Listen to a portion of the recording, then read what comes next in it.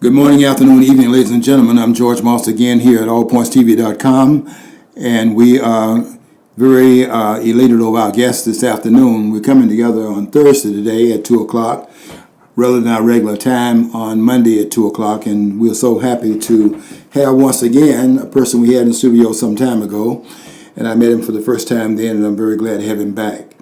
This is Mr. Eric Gunnels, and we had such an exciting conversation last time, I thought, and we have asked him to come back in the studio for some additional discussions. And so we will be here for the next hour. Hope you stay tuned for that time.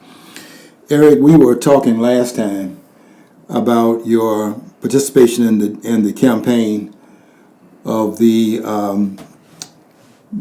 exciting candidate, quite frankly, and I think he did a very good job. What do you think about Bernie Sanders' campaign? In terms of it being short-circuited in a sense, and when did you join the campaign, and when did you start getting affiliated with the campaign of Bernie Sanders? I've been a big supporter of Bernie Sanders since the 2016 election. That was when I really first was introduced to him. And by the way, thanks for having me again on the show. And it's great to be back. And I enjoyed our conversation last time. It was a great conversation, I thought. And I've been a big supporter of Bernie Sanders for all this time. I worked tirelessly on the campaign in 2016. I went door to door, knocking on doors, campaigned hard for Bernie.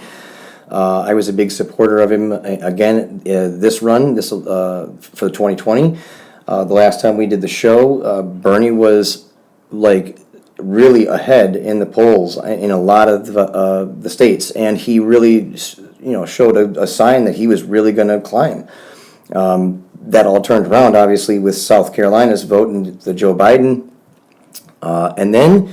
We got the coronavirus interjected into the whole mix, and then everybody else just suspended their campaign all of a sudden, and Joe Biden's just the automatic front runner, and right. It's just. I want to ask you about that. Mm-hmm. Now, in 2016, it seems like there was a lot of manipulation in the vote. And so how did you feel about that in terms of the way in which the nomination was denied to Sanders in 2016? To me, it looks very clear that in 2016, Hillary Clinton was the biggest front runner the Democratic Party has ever had, and I think that's due to the fact that the Democratic Party had been grooming her to be the candidate for upwards of 30 years. Mm-hmm. And then I think what happened is that Bernie Sanders and his campaign really threw a monkey wrench in the whole politics, and I think that Bernie Sanders' message resonated so well from that podium. I mean, the things that he said. I mean, my jaw dropped, and I think I just immediately became a Bernie Sanders supporter the day that he first debated Hillary Clinton on the Democratic stage. And when he said to the American people, the first things out of his mouth was, "You live in a country which has become corrupt and rigged." And I think that those words were truer than ever before today. Wasn't he winning until the superdelegates were brought into it, and they kind of through a backdoor approach took the nomination away from him? Yes, in 2016. Yes, it surely seemed like Bernie Sanders had clear momentum, clear support of the people. And what you saw then was you saw Bernie Sanders pulling together massive crowds of people, and Hillary Clinton could barely fill a gymnasium. That was happening again with Joe Biden. Now, exactly why that is, and maybe I can't pinpoint that for certain, but it's certainly, when you look across the board, Joe Biden could not fill a gymnasium, and Bernie Sanders was just packing out places, by the tens of thousands. And so, clearly, when you have a front runner that has a fantastic message, a wonderful track record as a politician and as a simple activist. Bernie has been fighting for the right causes his whole life. I mean, he marched with Martin Luther King in the civil rights movement. I think that spoke huge volumes for Bernie, and I think that was what should have carried the momentum. And I do believe that if the Democratic Party had chosen Bernie Sanders to be the Democratic nominee in 2016, Bernie Sanders would be our president right now. And I don't think a lot of these hiccups that we're dealing with right now would be as difficult to go through as he would be. However, we've also seen the Democratic Party take on stronger policy issues, which I think myself and many other Americans don't agree with, and so we can get into that, I find the whole 2020 election just as disturbing, if not far more disturbing, than the 2016 election, and I suspect there has been a lot of corruption in the 2020 election also. Yeah, let me ask you about, okay, so after your candidate did not prevail in 2016, what did you do after that? After that was over, did you go and support anyone in the general election? Yes, I voted for Gary Johnson, of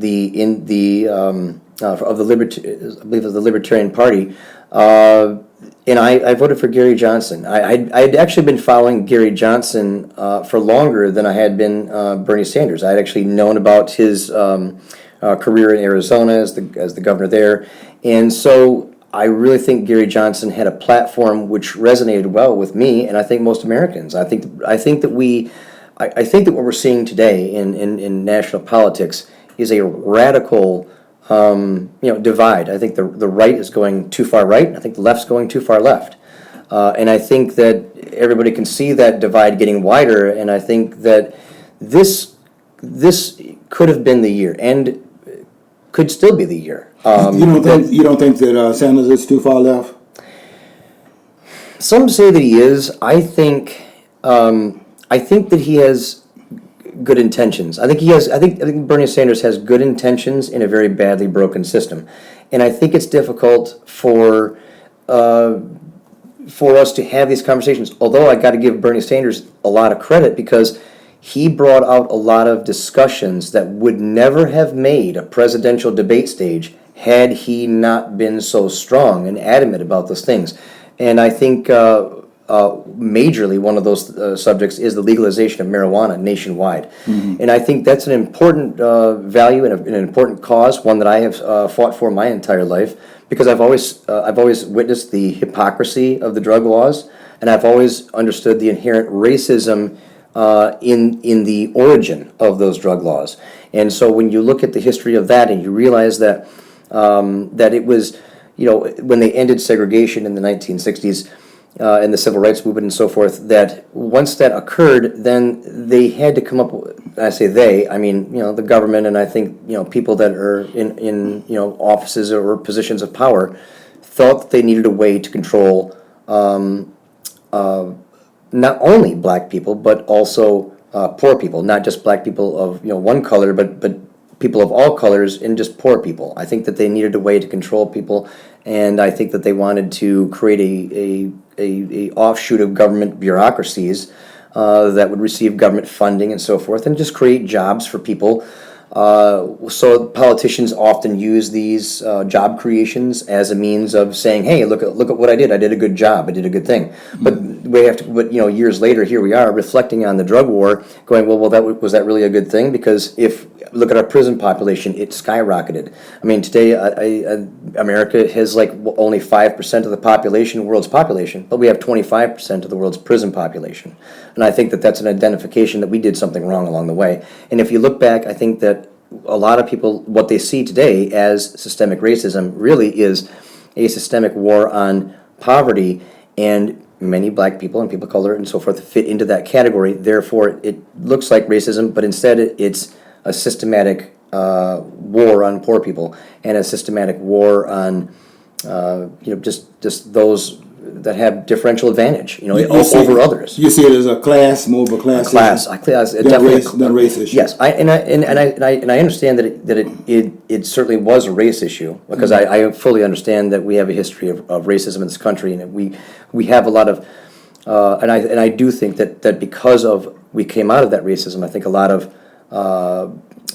structural hurdles and things were placed in front of black people to prevent them from ascending up the ladder of success and so forth. So I do understand that and recognize that, but I think that today in modern history we have much less of systemic racism that exists, but more of a classism.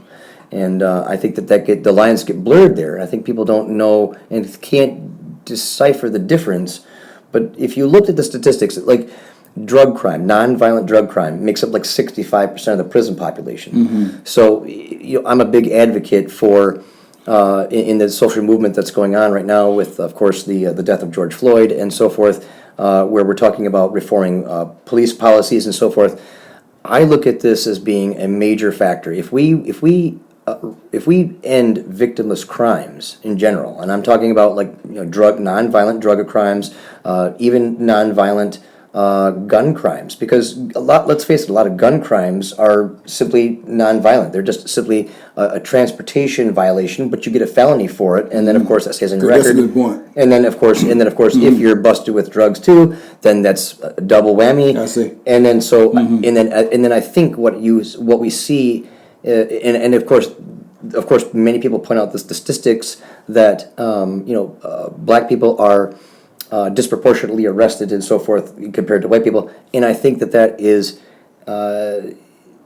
conditioned upon by the environment, by the you have a majority of people of color that are poor, and so they live in a poor community, or they live in an all concentrated area of people of color, and therefore they are targeted. But they are targeted mostly out of poverty. Because I know some people that are black that wear $50 T-shirts and $30 ties and drive a Cadillac, and they never get pulled over. Yeah. And it's because they're not assumed to be associated with other crimes like drug crime, gun crime, things like this that you typically. And I think that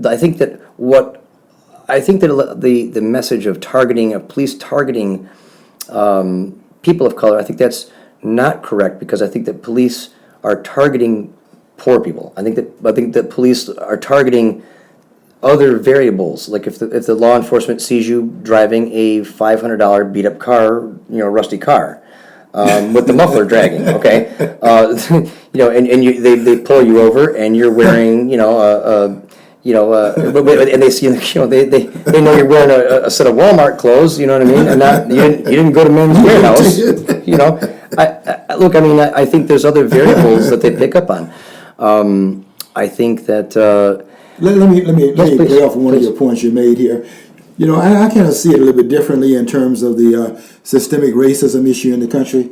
I'm a black conservative, so I don't always go along with this focus that we have in the country right now. The country is systemically racist, and it has had this racist history. I think it's had a divided history.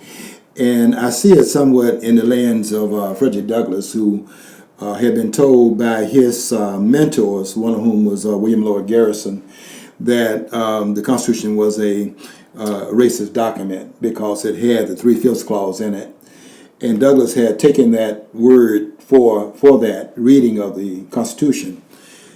But when Douglass read it for himself, though, Douglass came back to William Lloyd Garrison, the abolitionist, under whom he had been mentored, fresh off the plantation and having been self-taught.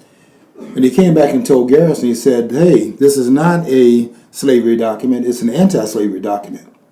Because what William Lloyd Garrison saw was the Constitution 3/5 clause describing, as he saw it, blacks as being 3/5 of a whole person. What Douglass saw it as meaning is that the Constitution, on the one hand, recognizing the existence of slavery, and the recognition of that, it sought, therefore, to limit that implication of the recognition, so that the 3/5 clause was not to describe blacks as 3/5 of a white person, but to restrict the amount of power that the slave society would have in the country, so that you would not count the slaves as a whole person to give them more power in the House of Representatives based on population, but to give them a 3/5 of the slave population as a part of the population count, which would then therefore limit the slave power in the Constitution and in the Congress. So there's one side that argues William Lloyd Garrison's view. The other side doesn't argue that view. It argues the view that very few people are aware of, that Frederick Douglass himself made in another reading of the Constitution. I see it through Douglass's lens. Now, the other thing is that through the idea the country has been systemically racist, I also reject that. So I'm taking some umbrage on some of the understandings that people have of the nation's history, which I will get into then, how I feel about these monumental breakdowns, these pulling down the monuments in the country and so on and so forth. But I don't see the country as being systemically racist. What I see is, in terms of the slave population, 5% of the people that were brought here in the Western Hemisphere were enslaved in this country. 42%, for example, were taken to Brazil, and there are others scattered throughout the Western Hemisphere, but only 5% of them, and we're talking about maybe 11 million people that were brought from Africa to the shores of the Western Hemisphere nations. So 5% of that 11 million would have come here, and there'd be 500,000 approximately in the United States. The question is there, in the recognition of slavery, systemic racism? The point is that if that was systemic, there would have to be much more of a part of the population than 5%, because only 5%, maybe 6%, the most of the slave owners in the country were that part of the population. 95%, or certainly not more than certainly at least 90%, are not slaveholding. So then to say that it's systemically racist would mean then the numbers should be other way around. So we have to look into the numbers to see then what the disaggregation means. And disaggregation means, yes, there was a group of slave owners, and there was a party that was in fact slave protecting. But it's not the whole society that was in fact doing it. So the systemic aspects of it is localized to a party and to a specific part of the population. So I think the systemic racism of the United States falls apart under the further understanding of what the narrative, how the narrative does not fit the statistical evidence. Right. So I'm not so sure that we can claim that because the first 7 presidents, I think it would be, which would be George Washington, John Adams, Thomas Jefferson, James Madison Monroe, and John Quincy Adams, the 6th president, maybe Andrew Jackson, the 7th president. Maybe you could say slave owners in that, but the country that they're representing, though, is a country that is divided on the issue of slavery, and so systemically assigning the country a systemic racism with a small portion of the population actually being its practitioner, I think is a misreading of the history of the nation, and we need to revisit that to see if it's systemic or is a practice inside of the country through which the majority of the population did not in fact include itself in this practice. That's a different reading of it. So I don't think we're talking about systemic racism. We're talking about a practice that was systemic in certain parts of the population, but not systemic to the country itself. Right. And that's interesting. I mean, every time I talk to you, I always learn something, and I honestly, I think that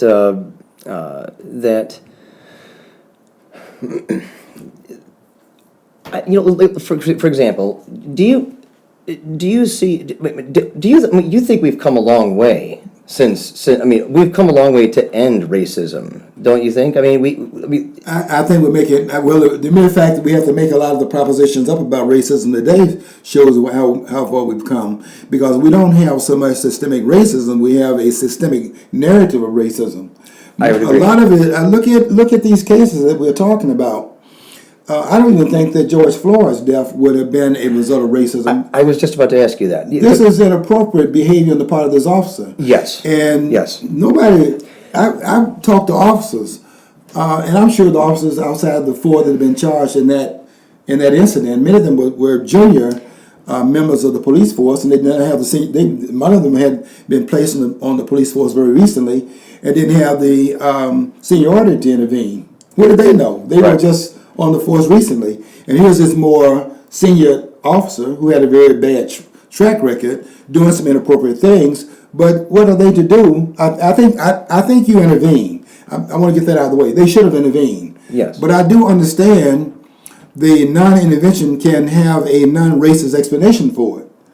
So we're too quick to run with the racism narrative. Right. And so the narrative of racism is very different than the systemic racism that we are assigning to it. It is not just that case. It's Right. not just Right. the George Floyd case. It is a number of cases preceding it that have been assigned the narrative that this is systemic racism. The Michael Brown case. You've looked at the Yes, of course, Michael Brown of course. case, right? Yes, of course. I looked at the Michael Brown case, and what I'm really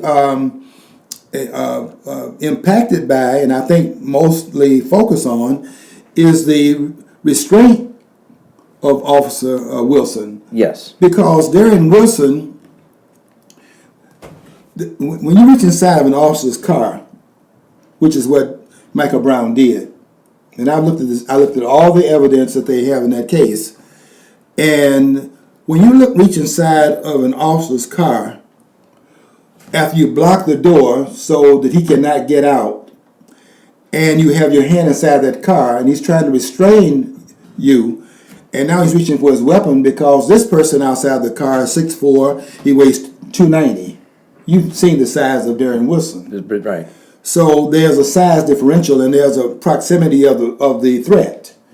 So he's trying to get his weapon out, and he pulls his weapon out, and Brown reaches inside the car, and the gun goes off. Brown's blood is in that car. Right. That is very invasive.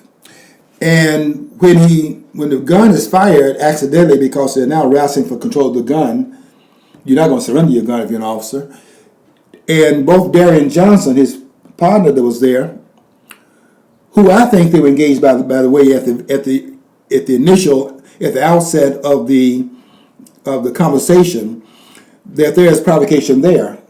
And I see the provocation through the eyes of a teacher. I was in the classroom 39 years, and I get this passive resistance kind of provocation. I would tell a student to turn around. They would say, okay. Well, okay is not turning around. Okay is a silent provocation. You mean they intended it that way. Because you see, if you're turning around is a physical, observable phenomenon. It is not speech. Right. And the okay is a passive resistance in the sense that by them giving the approval to the command to turn around, they are also saying something else in it that's implied in what they're saying. And the implication is that they're turning around is because it's okay, but if it's not okay, they're not going to do it. And I want to make it very clear to them that you're not turning around because it's okay. You're turning around because I told you to turn around. I want to get that very clear. Right. So I took the talking as a certain amount of resistance. Right. Passive resistance, certainly. But it's still resistance because it's not compliant. Right. Okay, so when I look at the Michael Brown case, and I see the officer having told them prior to this incident where they're now up against each other at that car, the officer came down the street going in the opposite direction, and Darren Johnson and Michael Brown are walking in the middle of the street. And he tells them they have to get on the sidewalk.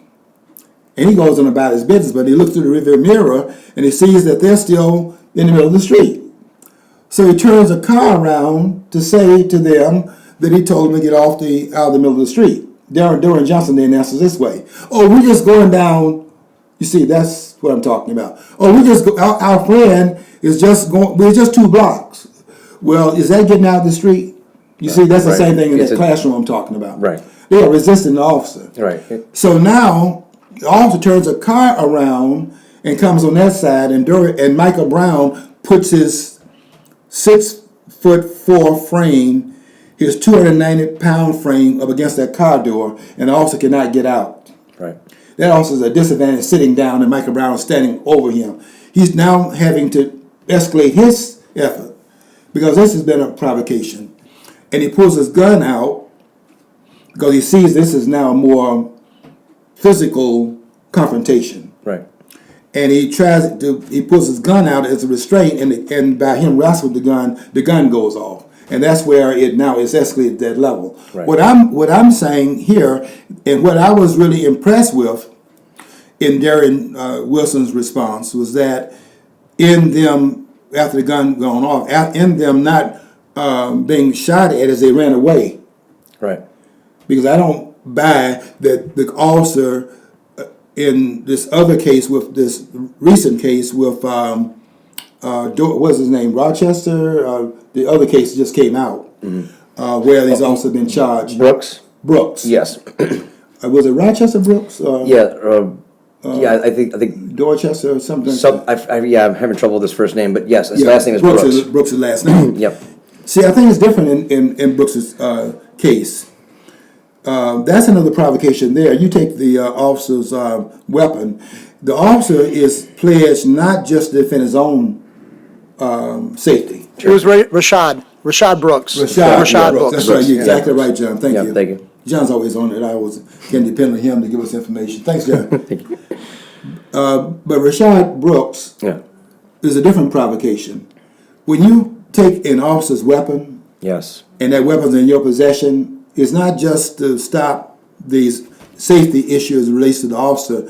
You have taken that weapon and you fired that weapon. You are a danger in the community at this point. Right. And so that's another thing there, that they made a racist. It made a racism, and I'm making a claim here that we have a racism narrative. Right. And a lot of what we're saying is racism to make it seem systemic. I don't buy that, and I don't buy it historically. Okay. So I'm kind of looking at it through a different lens, and in my post tomorrow on Facebook, which I write on Facebook every day, and I'll be writing on Facebook until November the 3rd. I'm trying to survive and stay under the radar on Facebook because they silenced me for 2 years before. So I'm trying to stay under the radar until after the election. But anyway, to make a long story short, Eric, I'm saying, I make a long story short, make a long story shorter than I'm making it now. I would just say that I don't necessarily buy into, in fact, I don't buy into the systemic racism narrative that we have about the country's history. I'm not buying into it more recent, our contemporary history is that either, that we need to be more analytical in the society to see what else is going on and not to jump to conclusions that it's always about race when things go awry in the country. I agree. I agree with you, George. When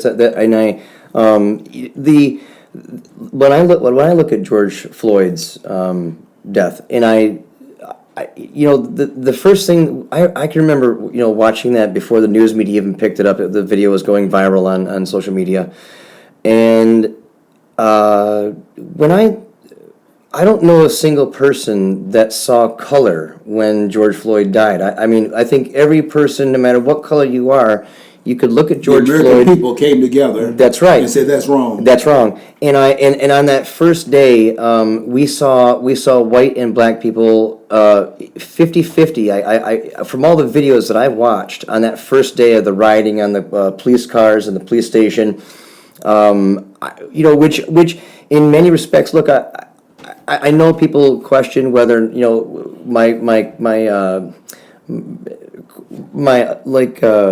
alignment with that, but the way I look at it is, I always feel that the people have the right to alter or abolish any form of government that becomes corruptive ends. And I believe that those people rose up together as a community and they attacked that police department out of rage for what happened to George Floyd. But what I saw that night was a unity between black and white people, and nobody saw color. And that first night, if you watch the first video on the chants that were chanting that night, it was an all lives matter chant. And I was really impressed by that. And I was emotionally impressed, and I was like, wow, that's a real solidarity movement. And then I remember watching late into the night the news, covering it then, and then the very next morning, the All Lives Matter narrative ended, and it became the Black Lives Matter. Now, let me ask you about that. So, what do that unity that you had at the outset? Right. What do you think happened to that? I don't know. To me, it looked purely organic. It looked like it started purely organically. It didn't.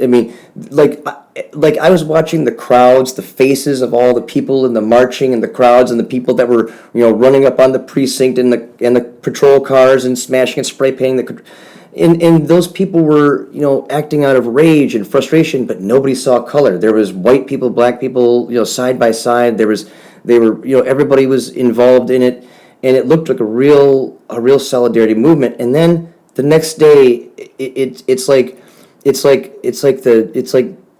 like pundits and the news media wanted to captivate this narrative Yes. and control it themselves, and then the narrative was like taken from man killed by corrupt police officer, we need police reform, to then it's a black guy killed by a white cop, and this is systemic racism. Yeah. And then that's when I didn't buy into it, and I'm like wait no, there was nothing racism about that.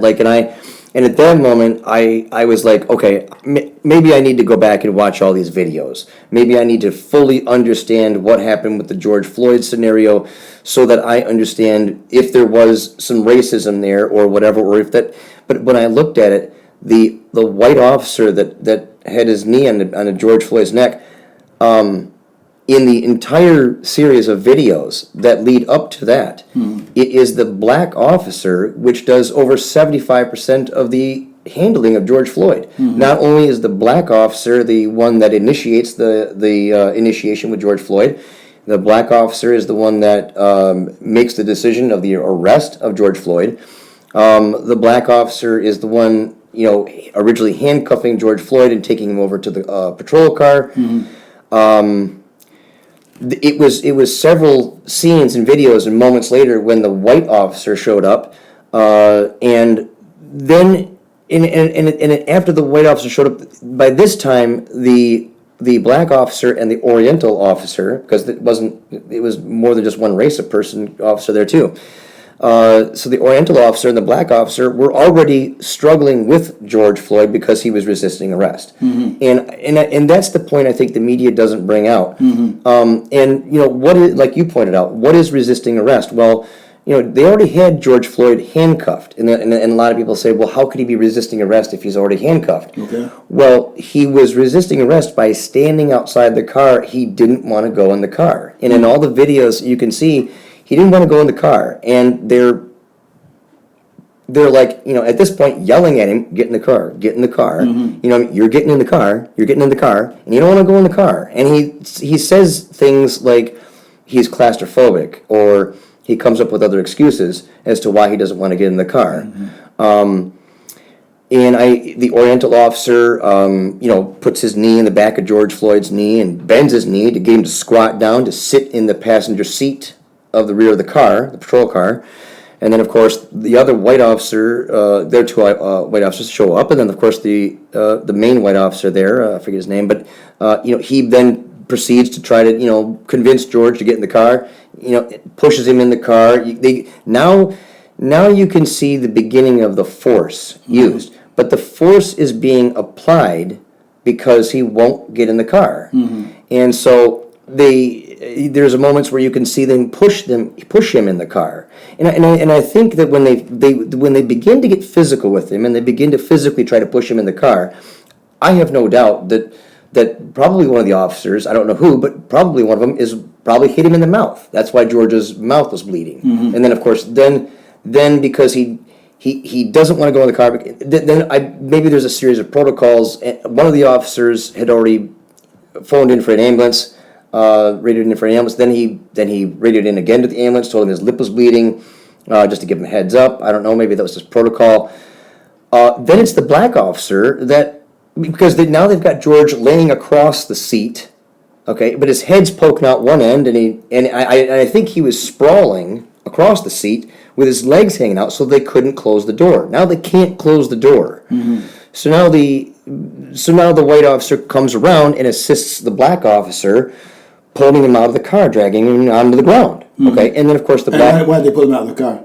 Because at this moment, and this is what I understand from what I understand, at this moment the officers are now no longer going to take him in the police car. Now they're going to arrest him by means of an ambulance, strapping him down to a gurney, on a stretcher, and putting him in the back of an ambulance because they suspect, he's on drugs or he's on alcohol or something else, and maybe he's complaining about, I don't know, but because you can't. I mean, the videos are not all clear, and they're not all. You can't hear every word spoken on the video, so you gotta piece them together and go, okay, yep, this is, and then it's the black officer, obviously, that's got his knees on the back of his back, and then if he's face down with his chest on the ground, his chest can't compress for air, right. and then of course the officer's got his knee on the back of his neck for upwards of 9 minutes. So what do I take away from that? I take away from that as the officers were frustrated that they could not make a easy arrest on George Floyd, and therefore they wanted to give him what law enforcement refers to as the treatment. You're going to get the rough treatment. Yeah. We can do this the easy way or the hard way. Right. I'm glad you see. I didn't know all of that background part. I just saw the part that most persons saw. Sure. But that background is very important. It is. It is. Did you ever see the Malcolm X film where they started off with the Rodney King incident? No, I've been told to watch that. I've been wanting to watch more things on. Well, what Spike Lee did, because he's an activist. Okay. And so he wanted to frame it so that this guy is getting mollyhopped, as we say when I was coming up. He's getting mollyhopped. Mollyhopped? Yeah, meaning that he's getting really worked over, right? Okay, I've never heard that one before. He mollyhop you. That means he really you got beat down. Got ya. But what Spike Lee was doing in that film, he has the American flag at the beginning of the film, and there's Malcolm X's voice in the background, and he has the flag burning. It's going to burn into an X. But while the flag is burning at the outset of the film, it has Rodney King on the ground. All right. Now, he showed 20 seconds of it. So all you're seeing is the very ending, as you were saying here a minute ago about this incident with George Floyd. So you see the last part of what was a confrontation that had 80 seconds in its making. You see the last 20 seconds. It seems like the conduct is totally inappropriate. Sure. Well, and I'm just for the listening audience, I still believe what the officers did, both to Rodney King and to George Floyd, and was still wrong. Yeah. And like just because I realize it must be contextualized, is what you were saying earlier. And the contextualization is very important. It is. You see, what happened in the Rodney King case is that they didn't show the 20 seconds to the jurors. Right. They showed the whole 80 seconds. They put it into context. Right. And that's why those officers were, in fact, exonerated. Right. It looked on the outside that only saw the 20 seconds. It looked to them like the verdict was inappropriate. Right. But when they contextualized the whole narrative from the beginning to the very end of it, then that was a whole different view of it, and that's why they saw it in a different lens than what was shown to the public. And that's why I was asking, how did we get then from, at the very beginning of George Floyd having, we were all unified. We're all unified, but this was police brutality. We saw it that this way. was police overreach. No one saw it. I don't think you could even have asked a member of the Klan back in 1865 if they felt that was appropriate. I I don't think the Klan would have said that was humane treatment. Right. And I think that when people of all color, I think when they looked at George Floyd's face, they saw it could have been anyone. That could have been any one of us, white, black, Hispanic, man, woman, gay, straight. It could have been any one of us. That officer they were in the wrong, and so better training. Sure, I can go along with that because what I think should have happened is that once the officers drug him out of the car because he was resisting or whatever, once they got him on the ground, they should have sat him upright and just leaned him up against the car, the tire of the car, and waited for the ambulance, and then we could also go with what's the other gentleman that was shot in the running? Brooks. There we go. In the case with Brooks, it's sad to know that he was so easygoing in the beginning and so lighthearted, and so he was okay. He wasn't for the first several minutes he was just fine. It wasn't until the cops told him he was being arrested, and then of course when they tell you what you're being charged with, I'm sure what was going through Brooks' mind is like, oh my gosh, I'm on probation. I'm getting 2 felonies. Oh, I'm going back to prison for a long time. Then that induces a flight or fight response. Mm-hmm. He immediately resisted the arrest. He fought the cops. He took the gun or took the taser. He fired back. But it escalates, and I think we all have to know we cannot fight the police. We can't. That message is not coming through because we're so focused on trying to find some racial lens to look at these incidents through. Yes, and I'm going to resist against that, and I'm going to push back against it, right, because I don't think that these incidents are racially motivated. I don't think any officer is sitting up in the morning having their coffee and a bagel before they go out to their job, and then they're saying, "I got to go out here and hurt some black people today." Right. I don't think that's going on. I would agree with you, 100%. And in many of these cases, look at Eric Garner's case in New York. The one. Eric Gardner. Garner, that's right. Right. Garner. Yes, it's okay. Garner, that's right. Yes. The I Can't Breathe of course. case. Of course. They had black commanding officers on the scene that oversaw the entire incident. Right.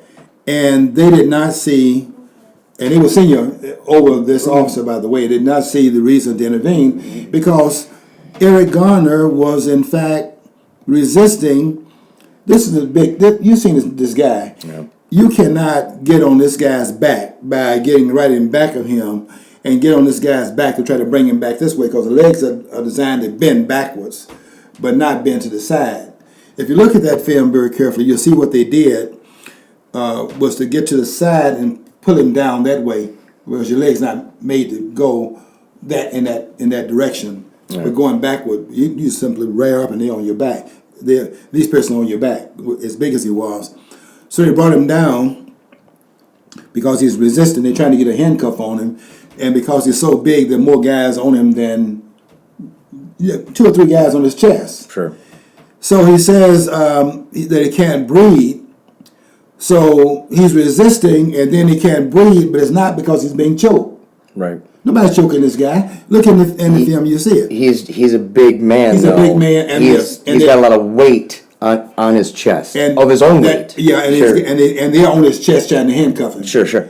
So he cannot. You see, it's the same compression you're talking about with George Floyd. But George Floyd's this behavior is totally inappropriate in George Floyd's case, and the country is unanimously in agreement about that. Yes. There's not one person that I've heard anywhere on any networks. Me either.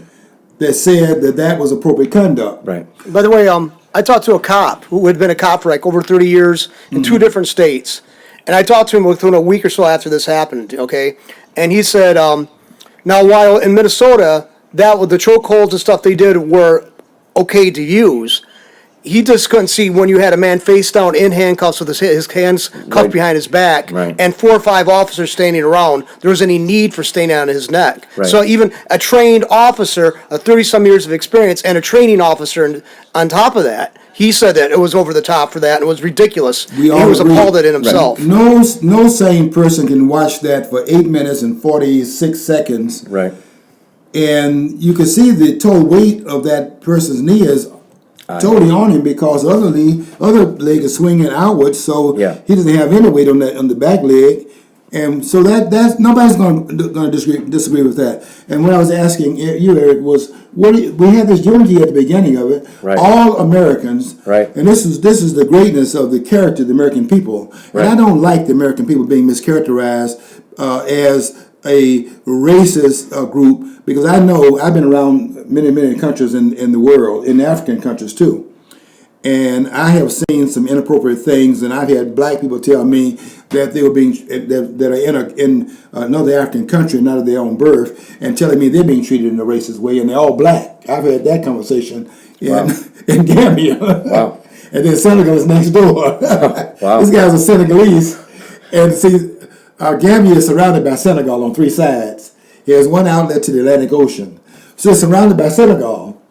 So since it's so geographically proximate to Gambia, some of the Senegalese come in there and work.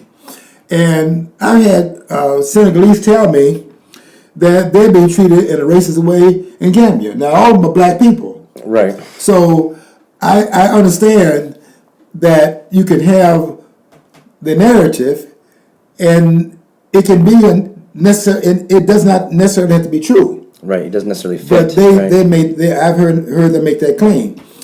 So I look at the narrative and I see, does the data fit the situation, and does it describe what my line eyes are constantly importing to me that's going on, and is that true, or is the narrative? Right. See, it may not be the narrative being true. Right, and I agree, and I think what we're seeing is I for one I think that the well, you know, to switch gears, because I kind of want to, we definitely want to talk about the statues being taken Yeah, down. definitely want to get to that as well. Yeah, Try to let us know how much time we got, because that's what we came to talk about. Oh, I know. To get to that point. Sure, we did, and I know but I'm glad that we had this discussion over George Floyd and over what appears to be on the surface to some as systemic racism. What I see is law enforcement has to deal with the lower rungs of society. And I only say that in terms of, economically, deprived people. All poor, law enforcement just seems to have a constant run-in with people of poverty. And if you look at all of our laws, they're kind of geared toward focusing on poverty, and instead of and as an elected official, as someone running for office, I tend to look at solutions. I want to look at a solution and Solutions. say, well, You're very rare. and I want to examine the solution. But what I find troubling about the Black Lives Matter movement, right, that we have going on right now, is that it doesn't, their narrative doesn't allow someone like me to help the cause, because I can help the cause, because I can point out systemic problems in the system itself, like the pursuit of victimless crimes. Or how do we readdress a victimless crime? How do we approach that? Can we have the officers be trained to approach the scenario differently? Can we have it's like let me go into like for example, drug crime. I think drug crime is a big one. Gun crime, victimless gun crime is a big one. When we need to reconsider that, because a lot of people, you get wrangled up with a felony over something that there was no victim over, and then of course that can stack, and then of course, and then I also think that we have to re-examine a lot of other social issues of society. I think we have to re-examine marriage, alimony, child support, custody. 50-50 custody. We have to readdress some of these things, because I think a lot of people, especially poor people, get caught up in these things because child support. Poverty is the biggest purveyor of issues with child support. Right. So, and of course that's connected to how well an economy is, how good the economy is in your local area. Maybe the economy is bad in your local area, but you're subjected to laws that examine a good economy, like, well, you should have a good paying job. Well, you should have to pay this much but if you can't afford that, if your job, you're not making that much money at your job, well, then that's a great disadvantage to someone. So, and I don't look at our laws as being like we lock parents up and that's somehow supposed to help the child. I don't see that. I don't, that to me does not seem logical. So I think that our entire criminal justice system needs reform. But my point is that what the Black Lives Matter movement does is it prevents someone like me and coming in there and articulating what actually needs to be corrected. Like, let's I would agree with you on that. Oh, thank you.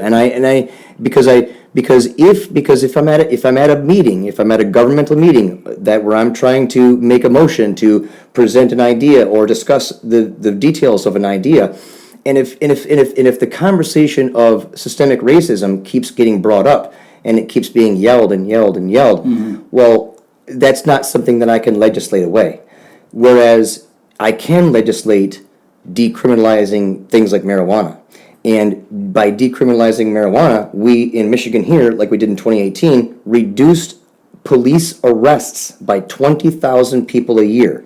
We no longer arrest 20,000 people a year in Michigan because marijuana is legal now. That means that there's less police interaction with all people of all color. Okay. That means Good point. So Excellent. if you look at our prison So fewer population, interactions, then will create fewer incidents where there can be something goes out of control. yes, like the Brooks scenario, Like the Brooks- or even the George Floyd scenario. Now, I realize that George Floyd robbed the store clerk, and that's theft, and I realize that Brooks was behind the wheel of a car, drunk, Drunk. and so I understand those. And in the lane where he's blocking the Traffic.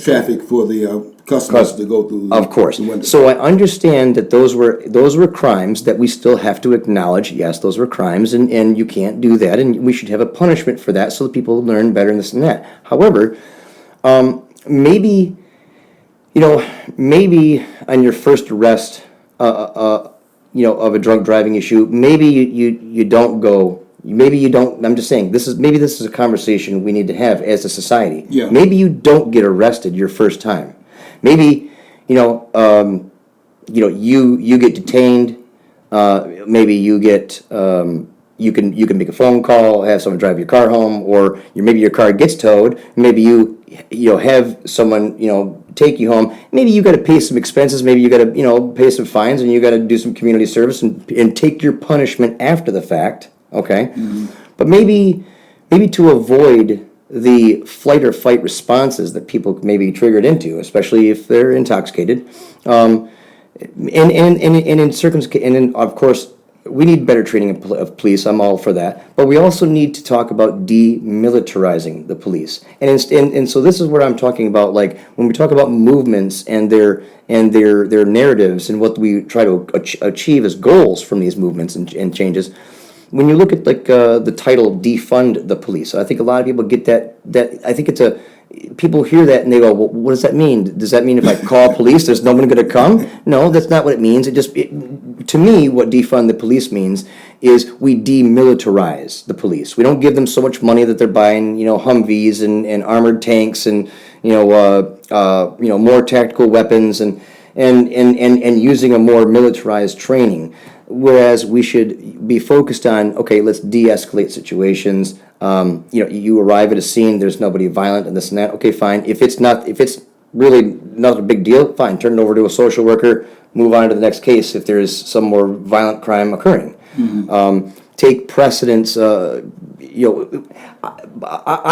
have a police department that works under me in my township, so I know certain things. Like I know that a lot of my residents call up my township police department and they dial 911. I want to complain on my neighbor today. They blew grass trimmings in my lawn and I don't like it. Or their dog is barking. I'm upset about that. In the backyard and smoking up in there. Right. There are, in my opinion, there are just many things that we should not be calling the police for. Yeah. Okay. Let me stop you for a minute. John, we got to get some sense of the time now because I don't want to run out. Well, 4 minutes? I wanted you to you should let me know. We're definitely going to do a part 2 on this. Yeah. But get to let's for the last 4 minutes. Let's talk about those statutes. Yeah, I was hoping to have a lot of time to spend on that because that was our main topic.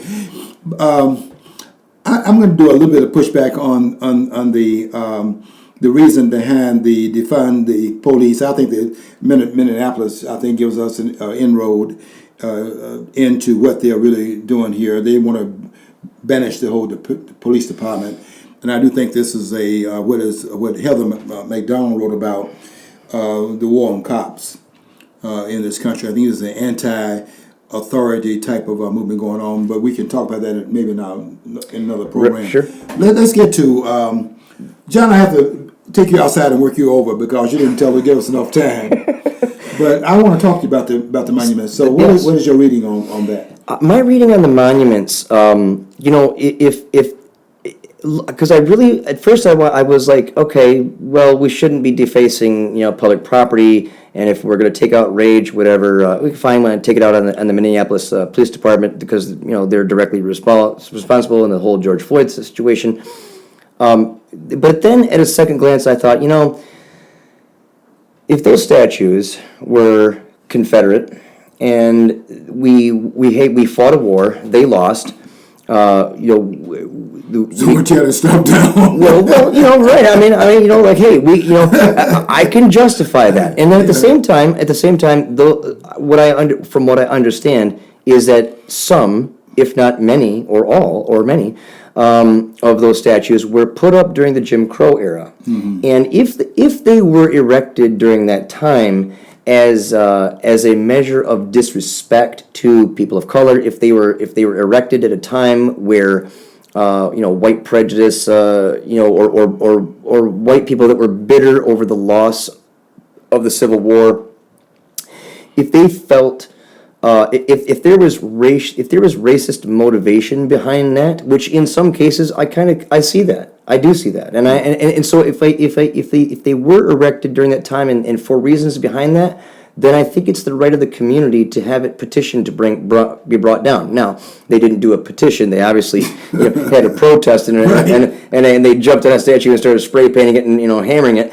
But maybe that is also kind of an American spirit because I have a soft spot in my heart for all protests. Okay, and peaceful protests. Yes, peaceful protests, and I really do, and I think it's an American right. And yes, but that's pulling a statue down. Is that peaceful protest?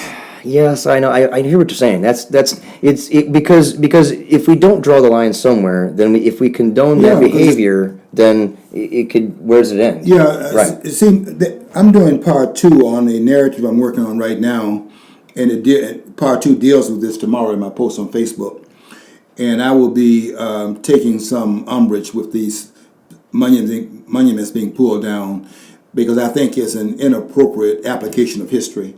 That these statues stand for racism. That Robert E. Lee statue and that Jefferson Davis, these are statues that stand for racism and slavery. I don't agree with that. Okay.